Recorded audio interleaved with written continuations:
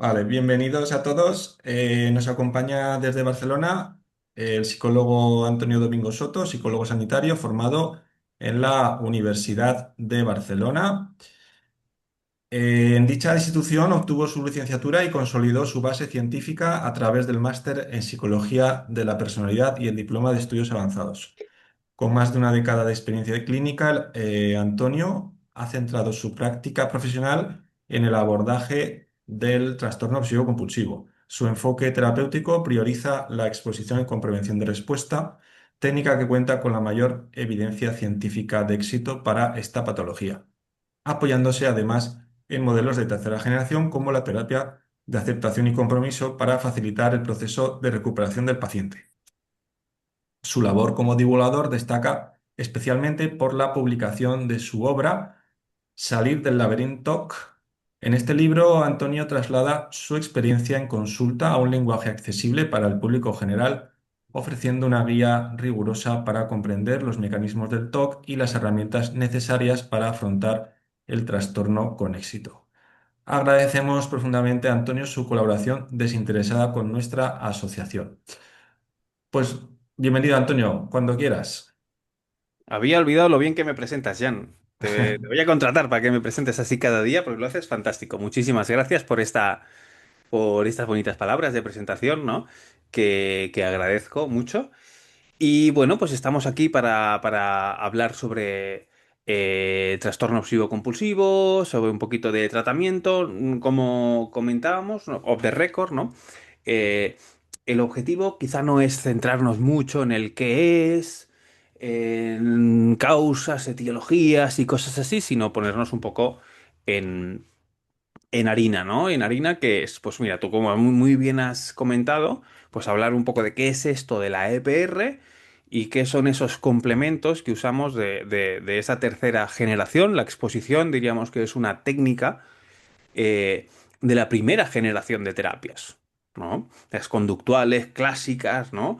Que sabemos que funciona muy bien, que sabemos que si la implementamos de la manera adecuada vamos a conseguir grandes mejorías, pero a veces le pasa como esas técnicas de la primera generación de terapias psicológicas que son un poco difíciles de tragar, ¿no? Son pastillas muy gordas y cuesta bajarlas. Y para eso a veces usamos complementos que hemos desarrollado en la tercera generación de terapias, ¿no?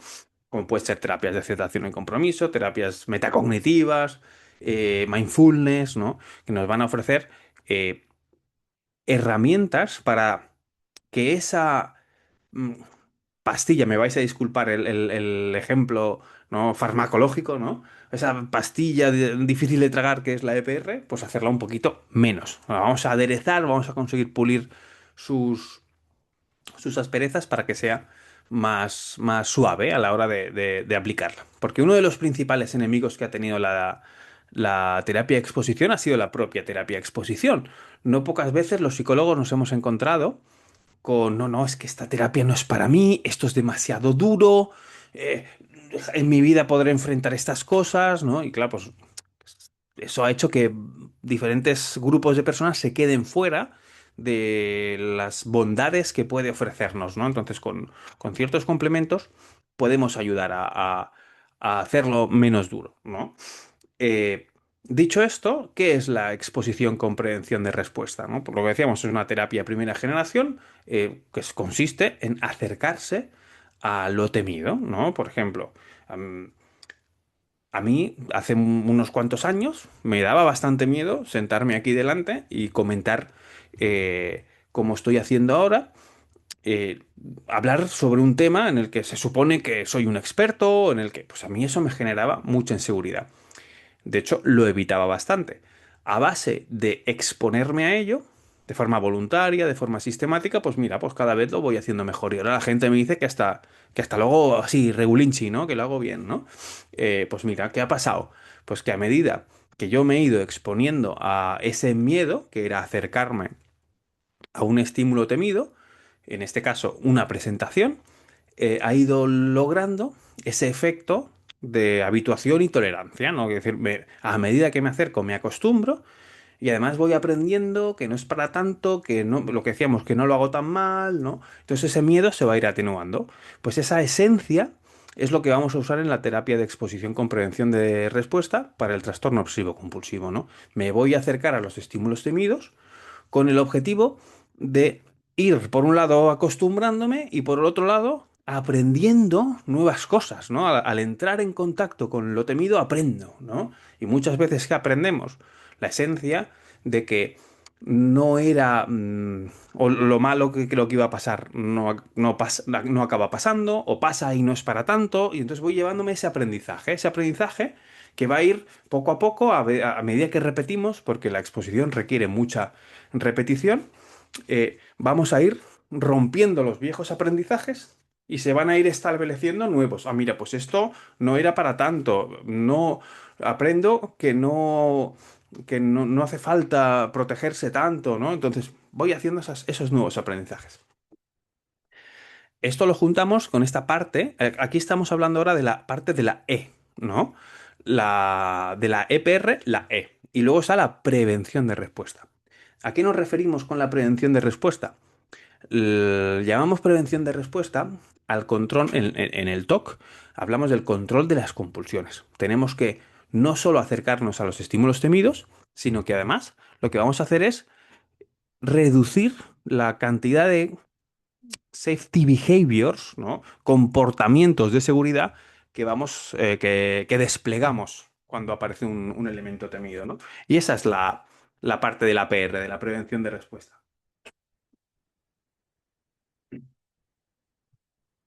En ese sentido, no solo basta con acercarme a lo temido, tengo también que ir desprotegiéndome poco a poco. Volviendo al ejemplo que os comentaba, si yo, vale, voy a hacer una presentación, me atrevo, me acerco al estímulo temido, pero luego, antes de venir aquí, me reviso 50 veces lo que tengo que decir. Me dejo la habitación llena de posits para que no se me olvide de nada. Hago rituales supersticiosos, ¿no? Confía en ti, seguro. O me lanzo mensajes súper positivos para... ¿Qué va a pasar si hago todo esto? Pues que luego posiblemente haga la charla y salga bien, pero eh, respiraré aliviado. Uf, menos mal que hice todas esas cosas, porque si no las llego a hacer, seguro que hubiera pasado algo. Entonces, ese aprendizaje que me tengo que llevar yo por hacer el ejercicio, hacer el experimento de atreverme a de acercarme a lo temido, no se acaba dando porque las conductas de protección se ponen como a modo de escudo, me protegen del aprendizaje. Parece que me protegen de las consecuencias negativas, pero también me están protegiendo del aprendizaje, ¿no? Pongamos un ejemplo en el que yo creo que se entiende muy bien, ¿no? Imaginaos que vamos a coger un avión y justo antes de subirnos al avión sacamos el crucifijo, le plantamos un beso, Jesucito, Jesucito, que me quede como estoy, protégeme. ¿Vale? Yo cojo mi avión y como los aviones no tienden a caerse demasiado, llego a mi destino. ¿Qué voy a aprender? ¿Que el avión no se ha estrellado porque es seguro? ¿O que gracias a que le he dado un beso a mi amuleto, Dios me ha protegido y por eso no me he muerto? Pues tristemente, solemos aprender eso. Mi conducta de protección se ha llevado el aprendizaje. Conclusión, para al próximo avión que yo me suba, me voy a ver en la imperiosa necesidad de volver a besar la cruz si no quiero volver a sentir ese malestar que he sentido. Pues bien, en la exposición con prevención de respuesta nos vamos a ir administrando ese malestar para, para ir tolerando, ¿no? Sin la necesidad de hacer conductas de protección. A medida que hacemos eso, el cuerpo va a aprender. Y es un aprendizaje experiencial. Quiere decir que yo aquí lo que os diga tiene un valor educativo y motivacional. Quiere decir, nadie de aquí va a salir y va a decir, wow, ya no tengo problemas. No. Quizás salimos de aquí y decimos, ostras, pues mira, Antonio de alguna manera o de otra me ha convencido, me ha animado y entonces yo me he atrevido y a base de atreverme y repetirlo, estoy empezando a notar que el estímulo temido deja de preocuparme tanto. Y eso va a funcionar en muchos niveles. Va a funcionar a nivel situacional. Por ejemplo, a una situación como subirme al avión o presentarme aquí. va a funcionar igual a nivel cognitivo, a un pensamiento, a una idea. Y si pierdo el control, y si hago una locura, si me acerco a esa idea y no me protejo, también voy a desarrollar a un recuerdo, a una imagen traumática. Había una pregunta por ahí de trauma que estaré encantado luego de hablar de ella porque puede ser muy interesante. A medida que reviso, resiento y me acerco a la situación que me provocaba elemento trauma, también voy a conseguir hacer nuevos aprendizajes no asociados a emociones diferentes. Y eso, como podemos ver, lo podemos hacer en muchos aspectos. Depende el contenido obsesivo de cada uno de nosotros, tendremos que ir adecuando esa exposición a al contenido obsesivo, como decíamos, de cada uno de nosotros. Por ejemplo, si yo tengo un toque de daño que se caracteriza por pensamientos de tipo agresivo, pérdida de control, y si me hago daño a mí, y si hago daño a los demás, y si me pierdo el control y hago locuras, pues me tengo que ir acercando tanto a las ideas que me provocan ese malestar como a las situaciones que yo tengo asociadas a eso. Por ejemplo, pues estar en familia con cuchillos delante. Pues será una buena exposición acercarnos a ese tipo de situaciones. Si tengo un toque relacional, seguramente me tengo que acercar a la duda. ¿Quiero o no quiero a mi pareja? ¿Estamos hechos para estar juntos? ¿Siento o no siento suficiente? Y lo mismo a situaciones asociadas, ¿no? Es que no me voy a cenar con mi pareja porque lo paso muy mal, porque estoy ahí y me siento un farsante. Bueno, pues que precisamente es ahí donde vamos a conseguir tolerar ese malestar. Si evito el escenario donde voy a crecer, pues es difícil que crezca, ¿no? Si evito subirme en una bicicleta, es difícil que aprenda a llevar una bicicleta. Y lo mismo en TOCs de tipo más motores. Aquí hemos hablado de TOC de daño, TOC de relacional, TOC de orientación sexual, que son TOCs de tipo más mentales, donde el contenido de las obsesiones va a ser muy mental. Pero también se aplica a tocs más motores, un toque de contaminación, donde igual no quiero tocar pomos, porque a ver si van a saltarme esos gérmenes y luego me van a contaminar a mí o a los demás, ¿no? Pues vamos a tener que acercarnos progresivamente, tocar esos pomos, no lavarnos las manos, contener esa respuesta a través de la latencia de respuesta. No me lavo las manos tantas veces como me gustaría, reduzco el número.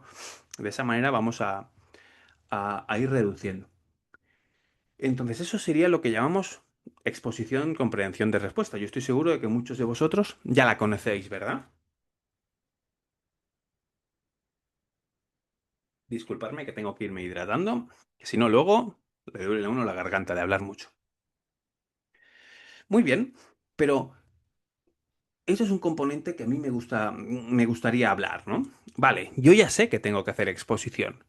Y la exposición va a durar cierto tiempo en mi día a día. Por ejemplo, una exposición pues, puede durar 20, 25, 30 minutos, 35 minutos. No es raro ver exposiciones de 35 minutos, ¿no? Donde yo me acerco al estímulo temido y me quedo un buen rato. Eso es bueno, porque en ese escenario donde dejo que los minutos pasen, mi cerebro empieza a hacer esas conexiones, a aprender a por ejemplo, ¿no? Si yo me tomo un café y noto ese amargor en la boca, si rápido lo escupo, esto está muy amargo y lo escupo rápido, no le he dado tiempo, suficiente tiempo a mi cerebro para que genere esas nuevas conexiones y diga, oye, pues esto no está tan mal, esto del café, igual hasta me acaba gustando, ¿no? Cosas que, por ejemplo, yo que sé, hasta los fumadores hacen, ¿no? Que fumar es una cosa que es súper desagradable, pero si insistes, el cerebro puede acabar haciendo la magia de que te guste esa basura, ¿no? Pues eso necesitamos, ¿no? Darnos tiempo. Exposiciones larguitas. Eso es interesante. Pero fijaos, incluso haciendo una exposición larguita, al final, ¿qué le voy a dedicar? 30, 40 minutos. Eso es una parte muy corta del resto del día. Yo, ¿qué hago el resto del día? ¿No? Y eso quería hablaros hoy, ¿no? Yo lo llamo, los que se han leído mi libro me conocen, seguro que ya lo conocen, ¿no? La técnica de la avispa, ¿no? Y es lo que decíamos, es una técnica derivada del mindfulness, en la cual eh, pienso que es un muy buen complemento para combinarlo con mi ratito de exposición diario en el resto de horas que hago, ¿no? Vale, Antonio, yo me voy a exponer a mi pensamiento, toque de daño, toque de orientación sexual, y si me gusta mi compañero de trabajo, que tiene el culo muy respingón y es muy mono, ¿no? Y no puedo parar de mirarlo, y no sé por qué no puedo parar de mirarlo. Vale, yo me expongo un rato al día, pero si luego estoy por la tarde y me salta el pensamiento, ¿qué hago, no? Que es una pregunta que nos suelen hacer mucho los terapeutas. Y entonces hablamos de esta técnica de la avispa. ¿En qué consiste? Yo suelo usar tres palabras, ¿no? Que es identifica, rectifica y reenfoca. Es tomar conciencia del proceso intruso. Entendamos que los procesos intrusos son como anzuelos que están ahí colgando, ¡shup! Ganchitos que aparecen, ¿no? Y nosotros voluntariamente nos enganchamos a ellos, ¿no? Oye, ¿no será que te gusta el de la quinta planta de compras? Ay, es que tiene, la verdad es que es muy majo y a veces le miro y no sé por qué, ¿no? Y ahora a veces me aparece el pensamiento, y entramos, ¿no? Aquí estaríamos hablando de rumiación, ¿no? Empiezo a darle vueltas, a analizarlo, ¿no?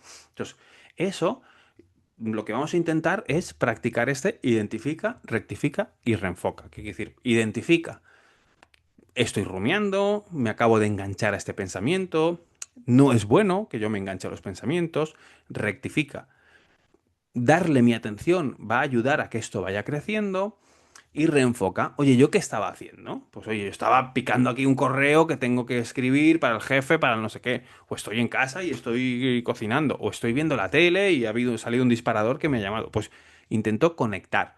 Por ejemplo, os puedo poner un ejemplo. Imaginaos que yo ahora me salta el pensamiento. Oye, ¿me he dejado de pagar esa multa de Hacienda? ¿Y si no la he pagado? Y si, claro, yo estoy aquí hablando con vosotros, pero es posible que entre un pensamiento y se me quede por aquí, ¿no? Y intente captar mi atención, el anzuelo, ¿no? Salga por aquí y, ostras, identifico. Ya este pensamiento ha venido, no puedo eliminar los pensamientos, eso es una de las cosas que tenemos súper, que sabemos, ¿no? Yo creo que aquí lo sabe todo el mundo. No se lucha contra los pensamientos. Los pensamientos hay que dejarlos ahí tranquilicos. De hecho, fíjate que lo que hacemos en exposición es acercarnos voluntariamente a ellos. Entonces, no vamos a luchar contra los pensamientos, lo vamos a tolerar. Entonces lo identifico. Aquí está este pensamiento. No tengo que echarlo, tengo que tolerarlo. Rectifico, no tengo que darle mi atención. Que lo vaya a tolerar no quiere decir que yo tenga que estar ahí enganchado a él, mirarle a los ojos, ¿cómo está ahí? No, me mantengo con la atención, o por lo menos lo intento, en el presente, en las actividades que yo tengo. Y me reenfoco en ellas. Oye, estoy aquí con la gente de Zaragoza, que tienen ganas de aprender. Venga, vamos, ¿por dónde me había quedado? Vamos a seguir. Pim, pim, y me reconecto con el presente. ¿Vale? Ahora seamos sinceros. Esta técnica está muy bien y es un genial complemento si lo adscribo a un tratamiento con EPR. Pero esta técnica de por sí no es suficiente. Es necesaria pero no suficiente. Por eso hablamos de la necesidad de combinar ambas técnicas, ¿no? Exposición con prevención de respuesta, que yo es lo que llamo la primera marcha, y luego una segunda marcha, que es eh, esta técnica de avispa, esta técnica derivada del mindfulness, donde es bueno que yo intente no alimentar con la atención a las obsesiones y mantenerme en el presente. Combinando ambas técnicas, en el tiempo vamos a conseguir ir gestionando cada vez mejor el cómo me relaciono yo con mis pensamientos. Porque decíamos, no podemos eliminar los pensamientos, pero sí podemos intentar aprender a relacionarnos un poco diferentes con ellos. Y esto es lo que buscamos. Con la EPR me acerco a lo temido, hago callo, me permito sentir las sensaciones, no las evito. Y con la técnica de la avispa aprendo a convivir en el día a día con ellas. ¿Qué pasará? A medida que vamos implementando las dos técnicas, la EPR nos ayudará a bajar intensidad, duración y frecuencia de las obsesiones. Y con la técnica de la avispa vamos a conseguir llevarnos cada vez mejor con las obsesiones. Y esto, mantenido en el tiempo, suele dar muy buenos resultados. ¿Cómo entra la rumiación a jugar en todo esto? Llamamos rumiación al proceso de pensamiento circular. ¿Vale? ¿Qué es el pensamiento circular? Pues darle vueltas a una idea. ¿Y a qué solemos darle muchas vueltas? A esas ideas gancho, esas obsesiones que aparecen y que parece que reclaman nuestra atención, ¿no? Entonces, esta técnica de la avispa funciona muy bien para complementar estos componentes rumiativos, ¿no? Especialmente esto nos va a pasar en TOC de tipo mental, donde ya de por sí dedicarle atención y pensar sobre ello puede ser una conducta de protección. Si aparece un pensamiento, eh, ¿estoy yo secretamente enamorado de fulano?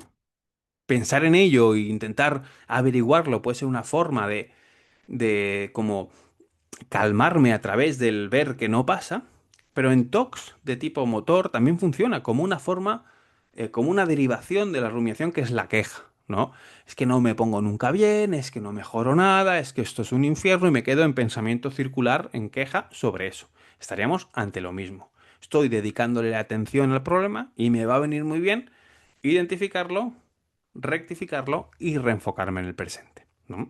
Hay mucha gente que igual luego me lo hacéis en preguntas, pero como es una pregunta muy típica, yo la respondo ya. Vale, Antonio, pero esto que me cuentas no se parece mucho a una cosa que me enseñaba a mí un psicólogo del Pleistoceno, de esto de la parada de pensamiento. No, pues, parece, pero no. En la parada de pensamiento, lo que buscamos es cortar el pensamiento inicial. No, stop, y damos el golpe en la mesa. No, pa, nos damos con una goma, pa, un golpe en la... No, no, porque aquí lo que intentamos no es expulsar ese pensamiento de la cabeza. Lo que intentamos es dejar el pensamiento ahí. Nosotros nunca, y repito esto, nunca debemos ir en contra de los pensamientos. Si a mí me aparece una imagen mental de lo que decíamos, del de la quinta planta, que está muy bueno y que tiene el culo respingón. No tengo que expulsar esa imagen mental y no debo usar estas técnicas para expulsar esa imagen. Lo que sí voy a hacer es no hablar con esa imagen mental o no hablarme sobre esa imagen mental. Mira, ¿y por qué me pasa? ¿Y qué será? No, imagen mental, quédate conmigo, no te voy a expulsar. El invitado molesto. Si conocéis esa metáfora, eh, está muy interesante. Si no, luego en comentarios, si queréis, hablamos de ella, ¿no? Es ese invitado que viene y que si intentas, tú haces una fiesta, viene un invitado molesto, tienes dos opciones. O te pierdes la fiesta para encontrarlo y echarlo de la fiesta, o aceptas su presencia e intentas disfrutar, porque la fiesta se puede disfrutar igual aunque venga alguien que no has invitado tú, ¿no? Entonces, eso es lo que la diferencia, ¿no? Entre parada de pensamiento y, y, y esta técnica de la avispa más inspirada en el mindfulness, ¿no? Y entonces la rumiación entraría dentro de este tipo de compulsiones cognitivas de darle vueltas que tenemos que intentar rectificar a través de técnicas de prevención de respuesta, que esto sería prevención de respuesta, ¿no? Corto el alimento que le doy a la obsesión pensando, analizando, chequeando y hablando con o sobre ella, ¿no? Y como suele pasar una cosa muy interesante, y es que luego nos quedamos con muchas preguntas y poco tiempo para responderla, yo en verdad no tengo nada más que contaros y me gustaría que habláramos sobre esto, ¿no? Y si te parece, Jan, no sé si quieres que miremos las preguntas que teníamos y Sí, luego hagamos un poquito de charla coloquio, ¿no? O alguna cosa sí, así para meternos ya en el turno de preguntas que luego siempre falta tiempo, ¿no? Para eso. Y así me comentáis qué os ha parecido, que aclaramos algunos temas.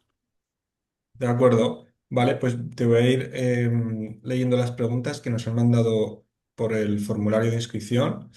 La primera dice, ¿puede haber diferencia entre lo que es el TOC o un trauma? Muchas gracias. Bueno, aquí lo que tendríamos que decir, que imagino que lo que hablamos es entre TOC, que decía un trastorno obsesivo compulsivo, y trauma, igual entiendo que sería un trastorno por estrés postraumático. Pues sí, hay diferencias, ¿no? Porque en el fondo se parecen mucho, ¿eh? Eh, Al final, ¿qué ocurre? En un trastorno de estrés postraumático, la característica que nos vamos a encontrar es la presencia reiterada de intrusiones por parte de ese estímulo traumático. Es decir, aquella situación que para mí, por ejemplo, pues tengo un accidente en coche, Y luego me quedo muy, muy sensibilizado. Y cada vez que cojo el coche me vienen pensamientos o ideas de que me estrello, de que lo paso mal, ¿no? O si me ha pegado alguien o he tenido, pues puedo recibir pensamientos intrusos, por ejemplo, si voy a un evento social o una situación donde voy a notar la alarma, la sensación, la urgencia, las ganas de irme.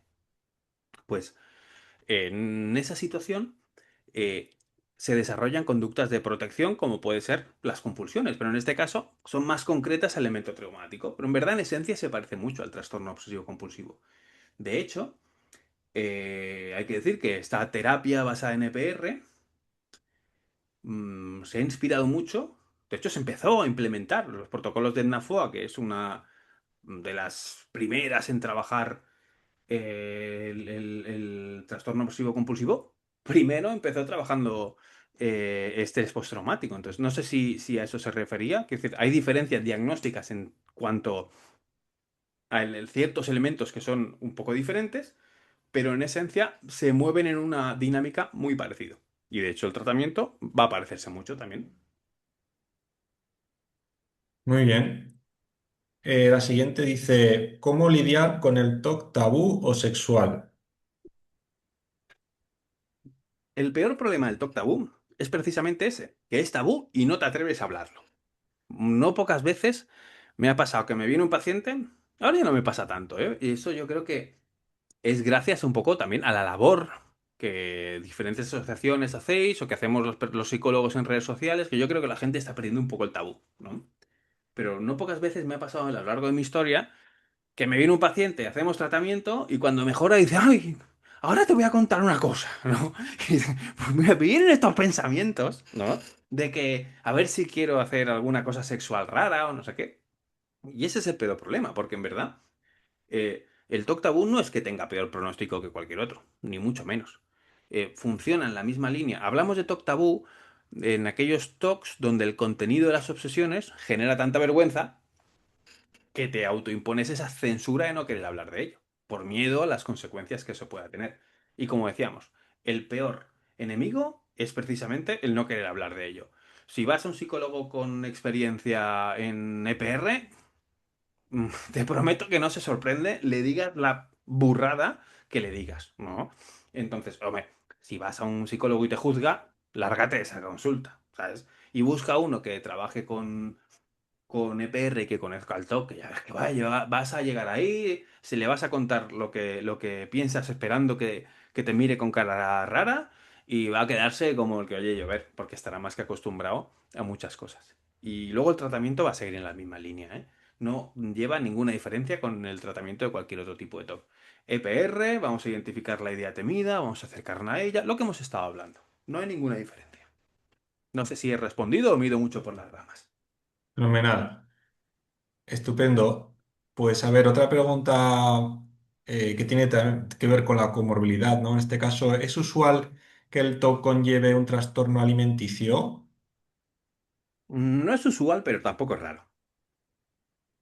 De hecho, creo que hablábamos el otro día, no sé si fue con vosotros o en otra charla, que no pocos profesionales de la psicología ven muchos vínculos entre el trastorno alimentario y el trastorno obsesivo compulsivo, al punto de pensar que quizá son lo mismo, ¿no?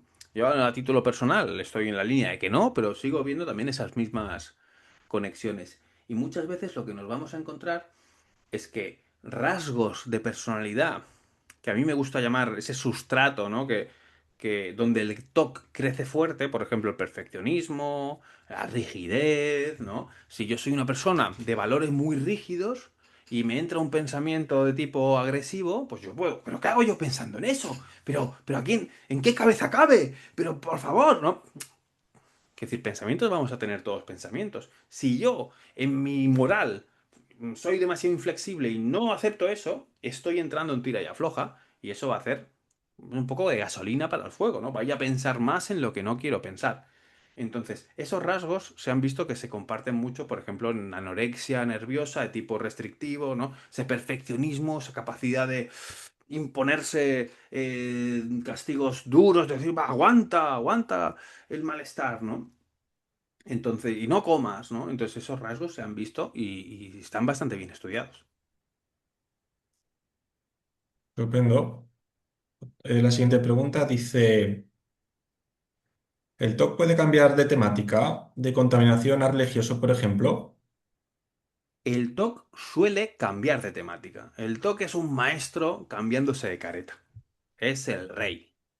Entonces, de hecho, lo normal es que a lo largo de la vida, eso por ejemplo lo vemos mucho. Sí, el otro día hablábamos en la charla que hicimos para familiares, de cómo evoluciona muchas veces en niños, ¿no? Donde además suele empezar con un inicio más de tipo ritualista y luego puede ir variando en el tiempo, ¿no? Entonces, eh, yo diría que un toque evoluciona en el tiempo, lo normal es que cambie temática. ¿Y sobre qué temática va a ir cambiando? Pues especialmente en aquella temática que a unos les sea importante. Lo que decíamos, si uno es muy perfeccionista, muy rígido, yo tengo una moral súper clara y hay cosas que están bien y cosas que están mal, pues ¿qué pasa? Pues que igual empiezas a salir con tu novia o tu novio y te entra una duda. Y claro, pues las dudas no están bienvenidas en esta cabeza, porque esto tiene que ser así, o sea, pues entonces es posible que empieces a desarrollar rasgos que si no controlas, con el tiempo pueden acabar desarrollando un toque relacional. Imagínate que luego más o menos trampeas y lo acabas llevando bien, pero no has cambiado esa esencia quizá rígida. Pues te encuentras que acabas teniendo un hijo, te dan a ese niño, lo coges y te entra un pensamiento, ¿y si ahora le hago así o si lo tiro por las escaleras? Pues ahora te va a cambiar y va a empezar, como a ti no quieres hacerle daño a tu hijo porque le quieres y no sé qué, pues ahora te da con que igual lo tiras por las escaleras y empieza a derivar a un tema de toque de daño. Pues eso no suele ser raro que ocurra. Es algo que, uy, Dios mío, a mí es que me ha cambiado. Eso es que estoy peor. No, el TOC se adapta a los miedos del presente y nos ataca por ahí. De hecho, en el tratamiento muchas veces, ¿qué acaba pasando?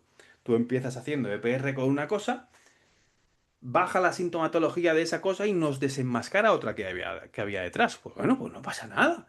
Desarrollamos, adaptamos nuestro protocolo, nuestra exposición, vemos ahora qué elemento me está molestando o pasas de un toque de contaminación a hipocondría, a trastorno de ansiedad por la salud, cosas por el estilo. No es raro verlo.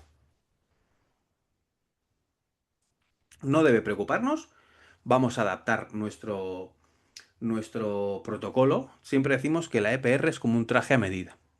En base a los estímulos que me provocan malestar, desarrollamos ejercicios específicos y los mantenemos en el tiempo. No es raro que cuando eso pierde fuerza pueda surgir otras cosas. Bueno, no saltamos al momento, ¿vale? Ya ahora te... Pero poco a poco vamos haciendo una transición hacia el nuevo estímulo y desarrollamos una jerarquía igual, unos ejercicios y vamos exponiéndonos. Y se va mejorando. Bien, la Yo siguiente sigo pregunta. hablando, Jan, perdona. Y no es raro tampoco que te hayas recuperado y al cabo de unos tiempos lo que decimos, oye, hay un cambio vital en tu vida, tienes hijos, no sé qué, y te pueda un poco volver a aparecer el TOC con otra temática, que nadie se asuste si pasa eso, si pasa eso. Eso es muy normal, el TOC tiene un índice de recaídas altito, entonces no hay que asustarse. De hecho, esta mañana, pues un chico que hacía 2 años que no nos veíamos, pues oye, pues nos hemos vuelto a ver. ¿Por qué? Pues porque le ha empezado un proceso de tinnitus y está que si, a ver, si que si va a ser otra cosa, que no sé, y se está reenganchando un poco a esa situación. Bueno, ese no era la temática que habíamos trabajado antes, que ya habíamos dado un alta. Aparece otra vez. Bueno, vamos a desarrollar una nueva jerarquía de exposición y vamos a ponernos con ella. Yo auguro que será rapidito. ¿Por qué? Porque ya tiene una buena base y ha hecho un buen trabajo. Entonces, es un poquito el proceso que tenemos que ir haciendo. Vale, pues la siguiente Bueno, creo pregunta. que ha quedado claro que el TOC muta. ¿No? Sí, sí. Perdón. ¿La estimulación magnética transcraneal ayuda? Está buena, ¿eh? A ver,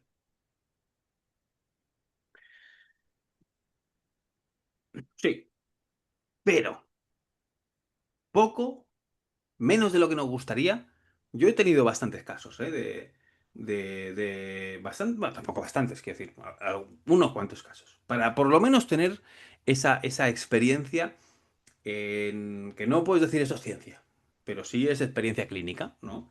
Eh, y mis objetivos es que ayuda, pero es una mejoría que tampoco es espectacular, no es decisiva, no se trata de abandonar tratamientos previos, como pueden ser tratamiento en EPR, obviamente no hay que abandonarlo, y muchas veces medicación tampoco, y de hecho si has llegado a la terapia electromagnética, eh, lo normal es que llegues porque ya estás con las dos pasos previos, que son primera elección, que es terapia basada en EPR, y segunda elección de tratamiento, que es terapia elección de EPR con medicación, pues que no te funciona, pues oye, es una alternativa a ir valorando. Pero yo antes de entrar en eso, eh, probaría diferentes cambios de medicación, probaría, oye, ¿has hecho terapia de PR de verdad? Que mucha gente te dice, no, yo he hecho EPR 20 veces. A mí me dices que has hecho mucha EPR.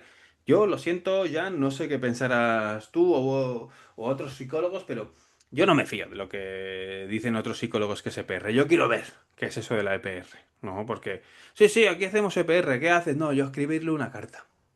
No, y todo el mundo es escribirle una carta. No, escribirle una carta al TOC. Eso no es PR.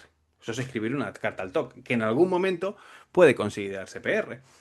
Entonces, vamos a ver bien. Y habrá casos que le será magnífico la terapia electromagnética transcranial o como se llame. Pero primero vamos a hacer las cosas bien. ¿Qué pasa? Cuando tenemos muchas opciones de tratamiento, es decir, esto es la paradoja de la elección. A más cosas tienes para elegir, peor. Es como en Netflix. ¿Qué película veo? Pues vamos a empezar a ver Parque Jurásico. Hostia, es que ya la he visto y vamos a cambiarla. No, pues voy a ver ahora una de asesinos. Uy, es que es un poco oscura. Pongo otra, pongo otra, pongo otra, pongo otra, pongo otra. Con los tratamientos pasa lo mismo. Si yo me pongo a elegir y, EPR, empiezo, venga, va, pero es que cuesta, ¿eh? No sé qué. Y esto de la terapia magnético transcranial, bla, bla, nos despistan de poner el foco donde realmente tenemos que ponerlo. Y al final también hay mucho marketing dentro de la industria eh, de la psiquiatría y todo esto, que no son el demonio, pero tampoco son santos, ¿no? Entonces, que nos puede, no, sí, sí, esto te va a funcionar muy bien. Al final, Jan, son tucutú, ¿eh? Son un montón de sesiones que tienes que ir ahí, eso no es moco de pavo, ¿no? Entonces, no es invasivo, no es... pero es caro. Y es caro y no te ofrece... eh, no me van a venir a subvencionar los de la terapia magnético transcranial, no van a venir a subvencionarme nunca, ¿eh? Por lo que voy a decir. Pero para mí no ofrece demasiado beneficio, aunque en algún caso concreto he dicho, oye, yo creo que te puede venir bien, pero no es lo normal. Primero, foco para no hacer esa paradoja de la elección. Foco en EPR. EPR con medicación suele funcionar bien cuando no funciona bien solo EPR. A veces hay que probar diferentes encajes, no porque el psicólogo sea un gañán, que muchas veces no lo, a veces lo será y no tenga ni idea de PR, a veces no lo será, pero quiero decir, a veces necesitas que alguien te enfoque de una manera y yo qué sé, igual conmigo no congenias y congenias con otro, pasa nada. Y lo mismo con el psiquiatra, igual te pone una medicación y te va bien con otra. Hacer esos cambios previos yo los veo mucho más necesario que decir, no, no, estoy desesperado, terapia magnética transcranial o todos los derivados que hay, que ofrecen en esa tercera, cuarta línea, hay mucha cosa que a veces... Yo creo que estoy hablando bastante de esto, ¿no? Bueno, yo creo que queda claro que no soy muy fan. Ahí está la opción, pero probemos primero donde toca, que es en EPR o EPR con medicación. Muy bien. La siguiente pregunta. Recuerdo que podéis preguntar por el chat, ¿vale?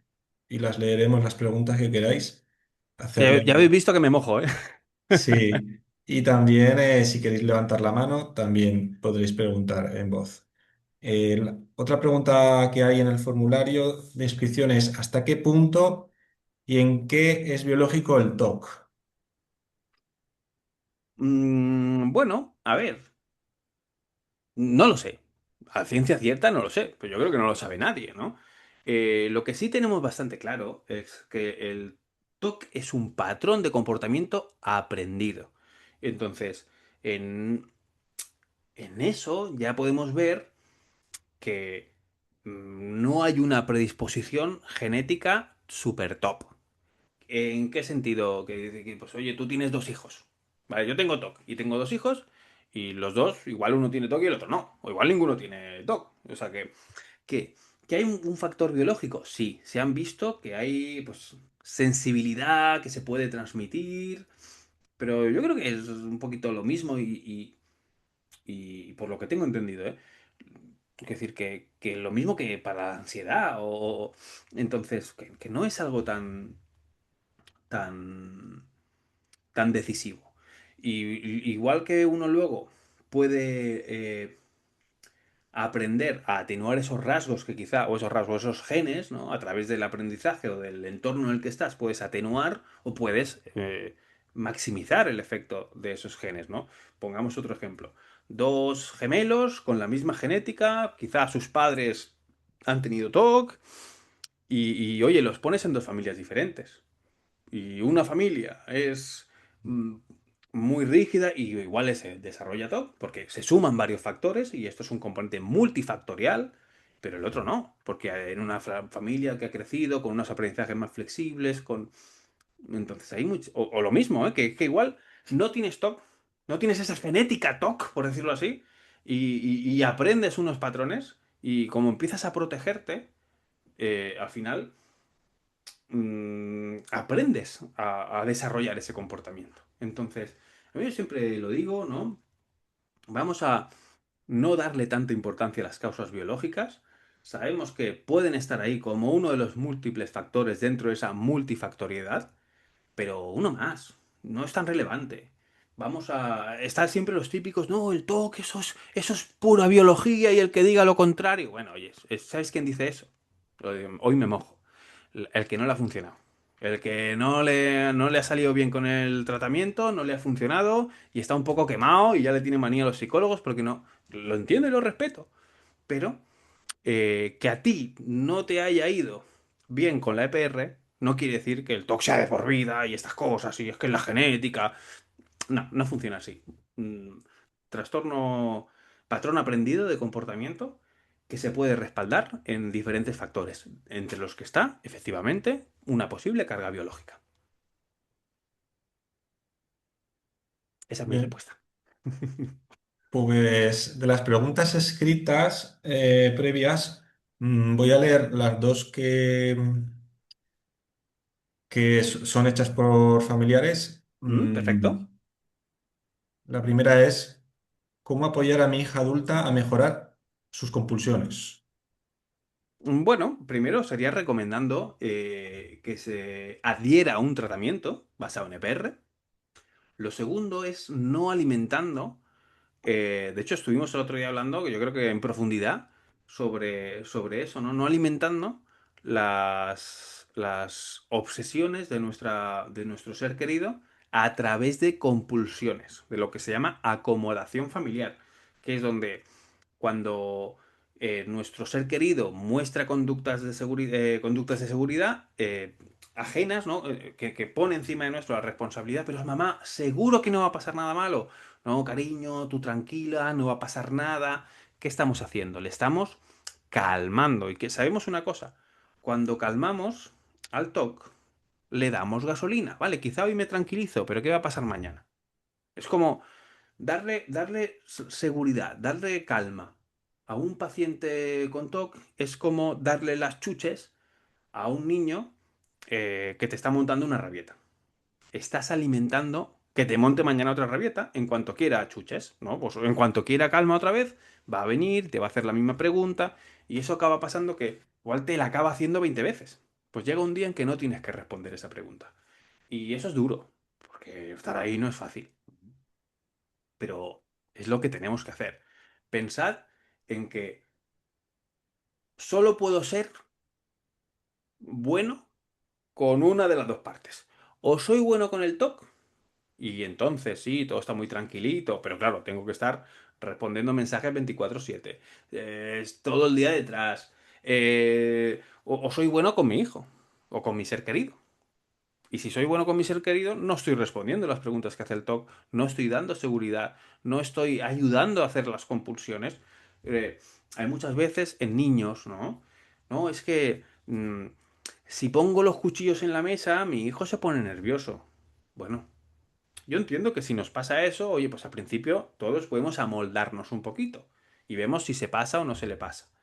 Pero si no se le pasa, lo que no podemos hacer es amoldarnos, acomodarnos a la situación. No, en esta casa ahora ya no pondremos nunca cubiertos porque a ver si el niño no mm, tiene miedo de que haya un cuchillo encima de la mesa. No, pues ese niño te tiene que acostumbrar a que va a haber cuchillos, ¿no? Porque si no, o soy amigo de mi hijo y le hago el bien a él, o le hago el bien al TOC y lo mantengo fuerte y sano haciendo compulsiones. Importante, no ser parte del problema, sino ser parte de la solución.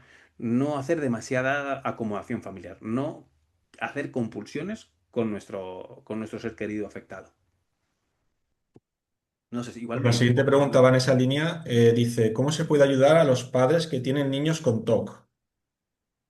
Bueno, una cosa muy buena que pueden hacer es acercarse a asociaciones, ¿no? Eh, Donde van a poder estar en charlas como esta. El valor de las asociaciones a nivel familiar me parece brutal. Creo que es de lo más útil que hay.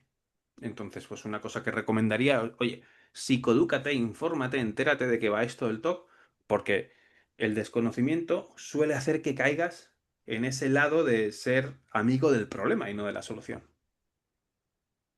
Pues hay libros, hay charlas, yo creo que estamos viviendo, igual vivo también un poco en el sesgo de las redes sociales, ¿no? Que hacen esa cámara de eco, pero yo tengo la sensación de que, oye, que ahora hay mucha más información sobre el TOC que nunca.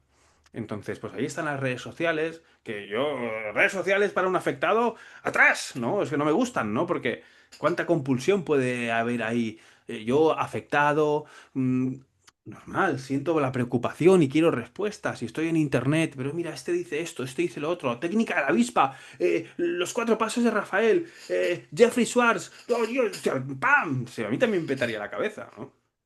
Me he despeinado un poco. Eh, entonces, casi que es mejor para toda esa parte de familias que van a encontrar mucho más conocimiento que para afectados, ¿no? Por lo tanto, asociaciones, libros, comunidades, oye, están ahí y nos van a... Se hacen charlas. El otro día hicimos una concretamente donde hablábamos específicamente de esto, ¿verdad? Bien, ahora voy a las preguntas del chat. Hay una que dice que si puedes explicar la técnica de la avispa porque no lo he entendido bien. Sí, la técnica de la avispa es una metáfora, ¿vale? Y como metáfora va bien ponerse un poquito, echarle un poco de imaginación, ¿no? Pues eh, imagínate, te tienes que imaginar los pensamientos, los fenómenos intrusos como avispas que acuden a ti y que no te puedes. Qué pasa si viene una avispa y empiezas a pegarle manotazos? Pues que la avispa se encabrona y se queda más, intenta picarte y te molesta más, ¿verdad? De la misma manera, imagínate que aparece aquí una avispa y yo me quedo aquí petrificado. Jan, espérate, que hasta que se vaya no puedo hacer nada. A ver si me va a picar. Claro, la avispa ahí se queda el rato que quiera, ¿no? Entonces lo que tenemos que entender es que los pensamientos funcionan un poco como las avispas. Si me pongo a pelear con ellos, las encabrono y se quedan más. Y si me amoldo, y me paralizo y no paro y no le quito el ojo, vale, yo estoy quieto, pero la estoy, la estoy traqueando, no paro de seguirla. Se me va a hacer la experiencia muy desagradable. ¿Cuál es el camino adecuado?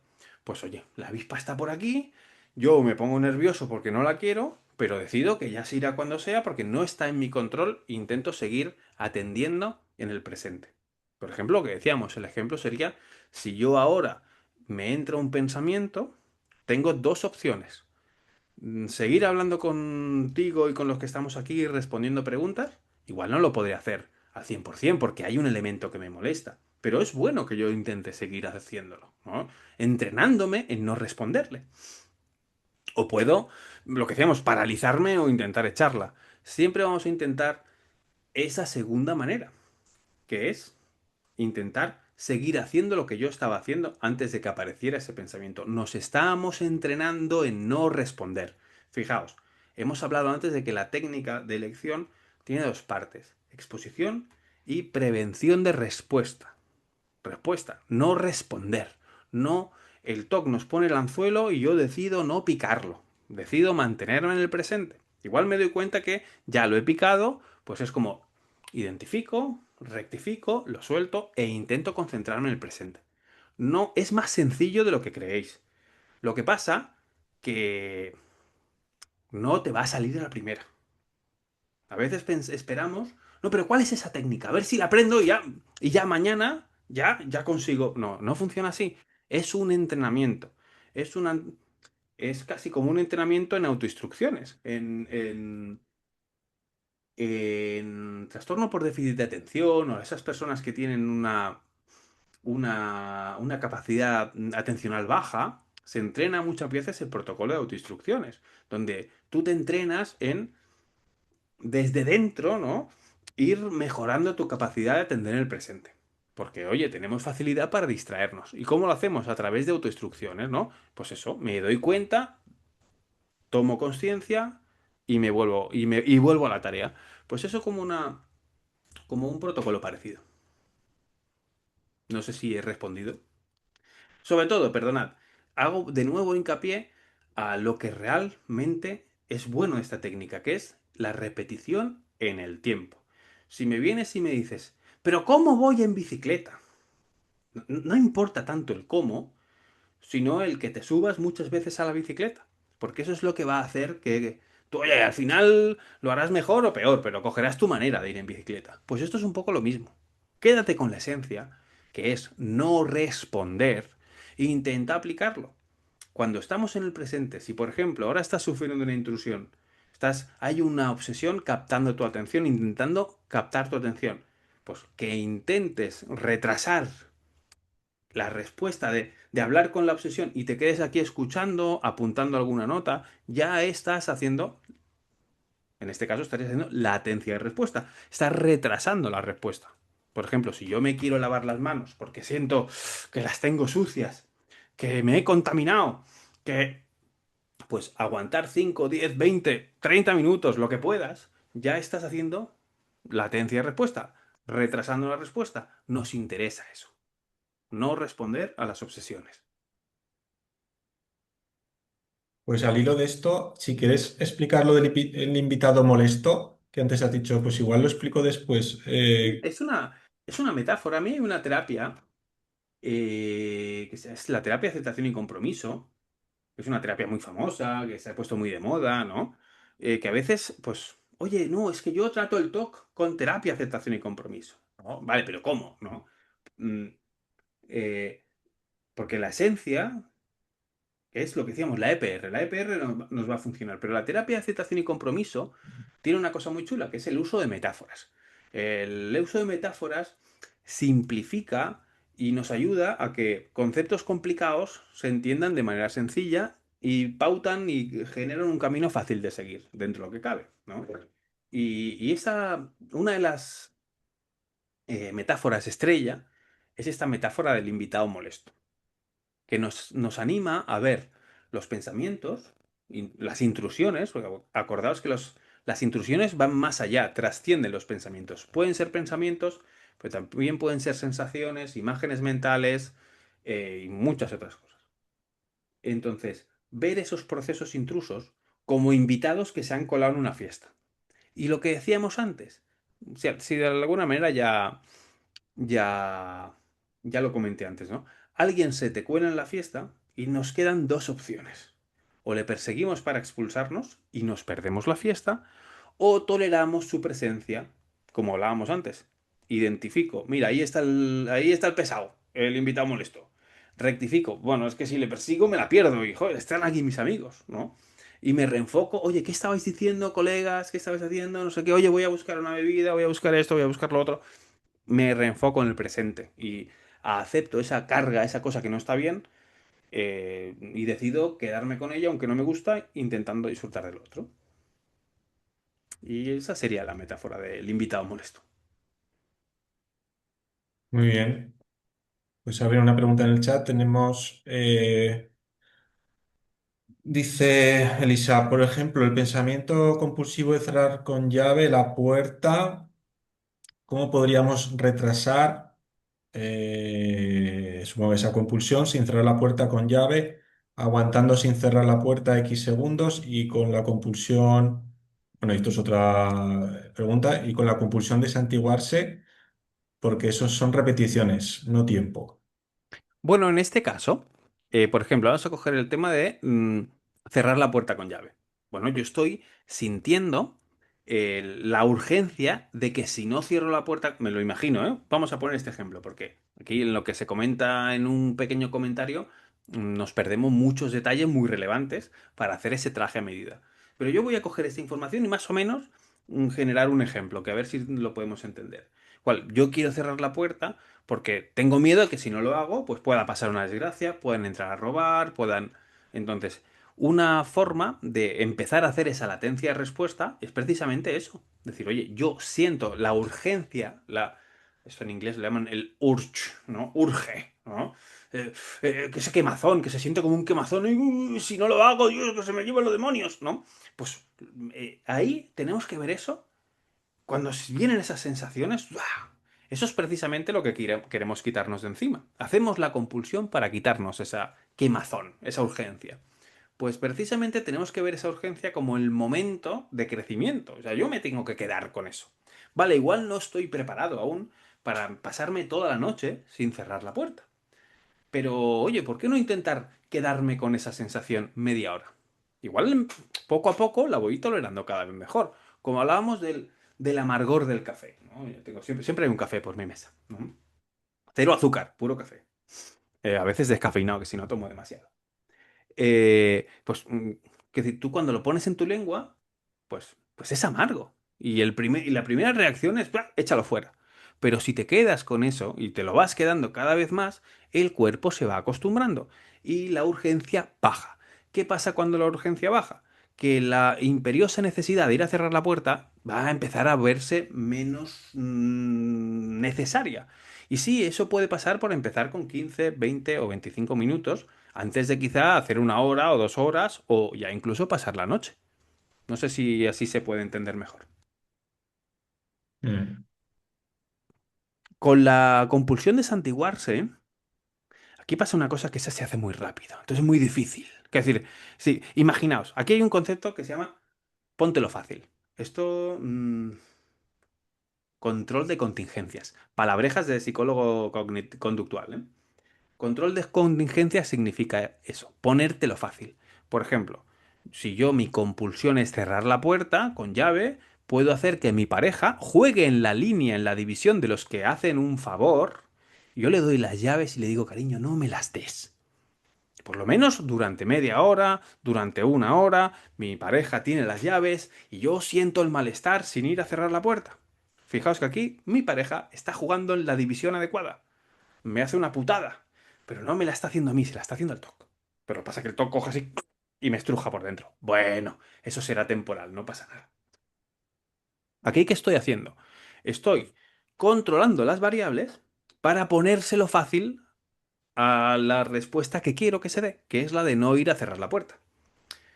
Con el santiguarse, que no puedo atarme las manos a la espalda, o bueno, no sería, es decir, pedirle a nuestra pareja que nos ponga unas esposas. Igual habrá alguien que lo pueda hacer, pero quizá no es el objetivo. Entonces, es una respuesta, es una compulsión que es muy fácil de hacer. Entonces, con estas compulsiones igual no es tanto el no hacerlo, que también, si conseguimos contenerlo, genial. Lo que podemos buscar es un saboteo de la compulsión. Por ejemplo, si yo me he santiguado, luego puedo voluntariamente decir otra cosa que me vuelva a ensuciar o que me vuelva a poner en una situación moralmente o éticamente o religiosamente en apuros, porque lo que tengo que notar es que no estoy en paz con Dios. Normalmente las obsesiones de tipo para las que voy a necesitar santiguarme tienen un contenido más religioso, supersticioso, ¿no? Entonces, Aquí nos puede venir bien sabotear esa compulsión, tomar voluntariamente la decisión de, pues igual que si yo me he lavado las manos, decido, saboteo eso yendo a tocar otra vez el pomo, ¿no? Para volver a sentir, pues si yo veo que me he limpiado moralmente, vuelvo a contaminarme moralmente, haciendo una conducta que rompa sabotee la compulsión. No sé si me he explicado. Fenomenal. Eh, a ver, hay una pregunta por aquí de un familiar. Vamos a... Gracias, Elisa. Buena pregunta. Espera, que he puesto ahí que sí que había que he explicado bien la respuesta. Sí, pues dicen lo siguiente, como que hay una persona afectada, ¿no? Que rechaza, no ve la voluntad en recuperarse, no quiere hacer la CPR. En ese caso, la persona familiar, pues, ¿qué hace? ¿Qué puede hacer? Espera, Jan, te soy sincero. A esto que hablábamos antes de la avispa, ¿no? Pues me ha entrado la avispa y estaba mirando los comentarios y estaba distraído. Así que por favor, me Ah, puede. no, y como la ha preguntado dos veces, voy a la corta. Cuando no hay voluntad de hacer EPR, ¿cómo se trabajaría? Mi hijo de 16 años de toque de contaminación. Eso es una putada. Eso es una putada, hay que decirlo. Pues aquí, oye, yo con eso soy claro. Vale, él no quiere hacer compulsiones, ahí no quiere hacer tratamiento, pues tú no hagas compulsiones con él. ¿Sabes? O sea, lo siento, pero con terroristas no se negocia. Entonces, si... No, yo no quiero hacer tratamiento. Vale, pero aquí, en casa, no vamos a hacer una concesión. Es decir, a veces tenemos que tensionar un poco. Porque si no, se acomodan y como ya les hacemos un poquito el juego, ya viven tranquilos. Y oye, eso no puede ser. Sé que es un ejemplo exagerado, pero tiene un toque. Es decir, le darías dinero a tu hijo si sabes que se va a comprar droga? ¿Verdad que no? Todo el mundo lo tiene claro. No, no le daríamos dinero. Pues esto es un poco lo mismo. Oye, tu hijo no quiere dejar la droga. Bueno, pero por lo menos no le des el dinero. ¿Tu hijo no quiere hacer tratamiento? Vale, pero por lo menos no se lo pongas fácil en casa. Y a veces hay que ser firme. Porque si no, nos comen la tostada. Y sé que esto es una putada y empatizo mucho con la persona que está pasando por esa situación porque es muy duro. Pero a veces toca. Hay que ponerse a par con la circunstancia que nos ha tocado. Me gustaría tener más herramientas, pero es que creo que no existen.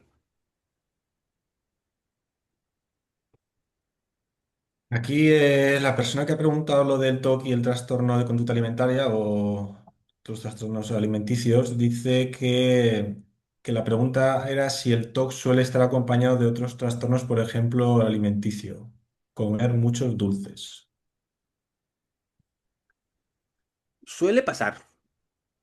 Por ejemplo, aquí, pues por lo que entiendo, aquí lo que puede salir quizá es una sensación de urgencia, de no contener el impulso, quizá de atracón, ¿no? Que pueda tener un TOC y a la vez pues un trastorno de atracón donde voy a sentir el impulso y las ganas de atracarme o de comer muchos dulces. Aquí yo lo que te recomendaría es eh, medidas conductuales, control de contingencias. Póntelo fácil.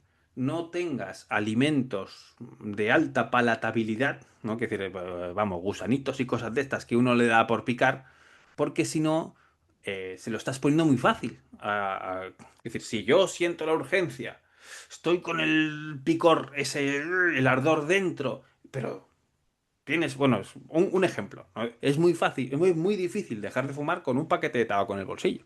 Yo creo que nadie lo lograría, solo vamos, igual Buda o Jesucristo, pero yo, que soy un tío normal, no lo consigo. Entonces, no tengas, no se lo pongas fácil a esa parte que cuando estemos en medio de la urgencia, acabará cediendo. Pues una cosa que podemos hacer es eh, controlar esos. Porque sí, suele verse el trastorno de atracón, que es un trastorno también con elevada impulsividad, y que eso a veces puede sentirse. Pues igual que se siente una cuando tienes ganas de hacer una compulsión. De hecho, cuando te das el atracón, viene la calma y luego la culpa. O vaya, ¿a qué se parece eso? ¿No? Eso es lo que hablábamos antes.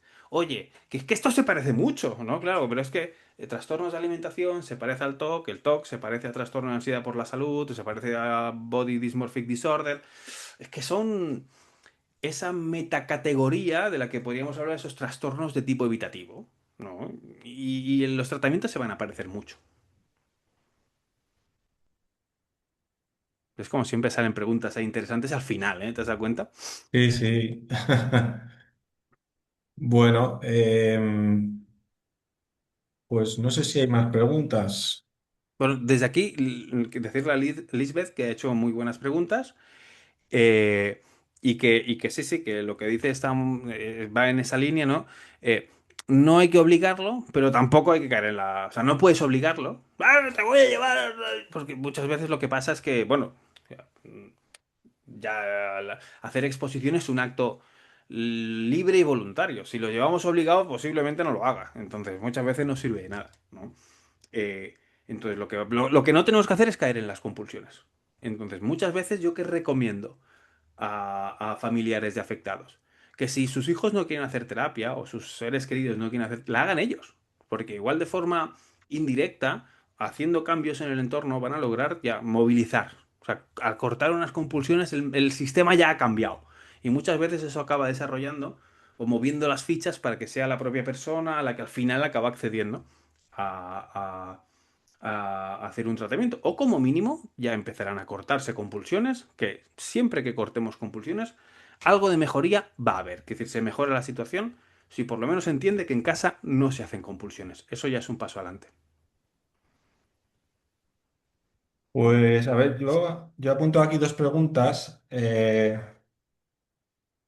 Una es si los ejercicios formales de mindfulness, una persona afectada de TOC, si es conveniente que vaya a, pues eso, a un sitio donde hacen mindfulness de formal, antes de la terapia, durante o después. O sea, ¿en qué momento se podría aconsejar? Y si, Muy, muy si, buena si pregunta. puede ir a esos sitios o lo Yo, tiene que hacer con el psicólogo especialista en TOC. de inicio, no lo recomiendo. ¿Por qué? Porque la probabilidad de que vayas con la imperiosa necesidad de calmarte es muy alta. De hecho, pues, ya no a ver, en redes sociales puedo parecer un poco hater del mindfulness, porque intento hacer mucha prevención, porque si empiezas ya yendo a mindfulness, como con esto voy a recuperarme, me voy a curar del TOC, la has cagado. Porque no funciona, no es suficiente. Necesitas hacer exposición. Si no, aunque lo hagas bien, te quedas corto. Entonces, de inicio, yo no lo recomiendo. Otra cosa es que tú has empezado a hacer terapia, estás conteniendo compulsiones, estás mejorando. Oye, un mindfulness bien hecho no va a ser malo. Y de cara a... Si separamos esas tres etapas, ¿no? Inicio, intermedio y finalización de terapia. Pues en el final del intermedio y el principio de la otra etapa me parece cojonudo. Antes me parece riesgoso. ¿Por qué? Porque es muy fácil que acabemos haciéndolo con la imperiosa necesidad de calmarnos. Yo voy a hacer mindfulness porque el mindfulness te da paz. Además, a ver, soy que si es que lo venden así, lo venden en plan zen, y eso es peligroso. Entonces, porque lo que pasa es que vamos a empezar a hacer mindfulness como una forma de regulación emocional, de regularnos, de calmar. Y entonces, si entra la palabra calmar, es que estamos ya en la liga de las compulsiones. Nos lo vamos a cargar, que el mindfulness es muy guay, pero si lo haces con esa intención, te lo cargas y lo conviertes en una en una compulsión más. Wow, aquí acaban de hacer una pregunta de la hostia. Héctor, psicodrama. Sí. Esto es lo del Jodorowsky, ¿no? El psicodrama. ¿Qué opinión Eh, tienes del psicodrama para el TOC? que no os acerquéis a eso. Con TOC no te acerques a eso. Porque eso es hacer experimentos contigo. Y, ¿sabes? Es Mentos y Coca-Cola. O sea, bueno, que igual a uno de cada 200 dice, "Ah, a mí me funcionó. Pero es que a 199 les dio... ¡Pam! No, no. Esos inventos de la psicología New Age y cosas así. Eso, oye. Para los que oye, mira, es que yo soy un buscador de sensaciones, soy muy hippie, me encantan las cosas así, experimentales. Oye, mira, encantado, vete para allí. Pero si tienes TOC, No, por favor, evita estas cosas. Muy bien, pues si no hay más preguntas, yo creo que lo dejamos aquí. Muchas gracias, Antonio, de nuevo por contestar a las preguntas en esta charla para personas afectadas de TOC. Estas charlas las hacemos de forma cuatrimestral desde la Asociación TOC Zaragoza, una para familiares y otra para personas afectadas de TOC. Así que haremos en junio, yo creo que haremos una antes del verano, otra más. Podéis seguir las redes sociales de la asociación donde ahí está el enlace para inscribiros. Y nada, pues eso, un placer, Antonio. Muchas gracias por tu tiempo. Igualmente, sabes que es un placer y oye, cuando queráis, pues repetimos que la verdad que lo he pasado muy bien y, y habéis hecho unas preguntas súper buenas, así que fantástico. Muy bien, adiós. Un fuerte saludo, gracias por todo.